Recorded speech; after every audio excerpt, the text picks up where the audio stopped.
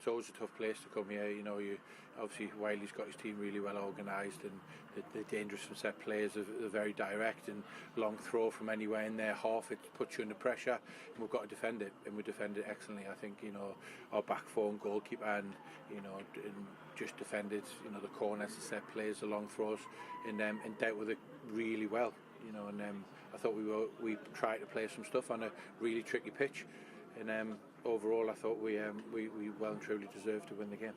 The whole squad has just performed exactly what we wanted to carry out. I thought we frustrated, and I thought also there was some very good opportunities, probably more good opportunities than they created as well. And the difference is they go and put one of them away, and then probably a kind of questionable penalty, which I'd like to see again, which kind of ultimately decided the game.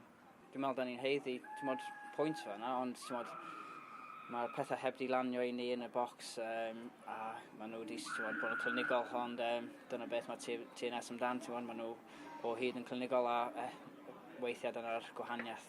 Craig, 5 wins and a bounce now in the league, 13 points, clear, puts more pressure on Connors Key tomorrow.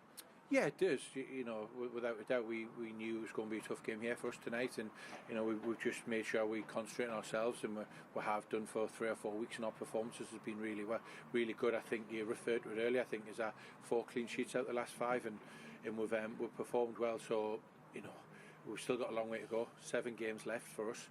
You know, 8 games for everyone else, I think. So we've just got to make sure that we fully concentrate on next Friday against Carnarvon and win that one, and then go from there.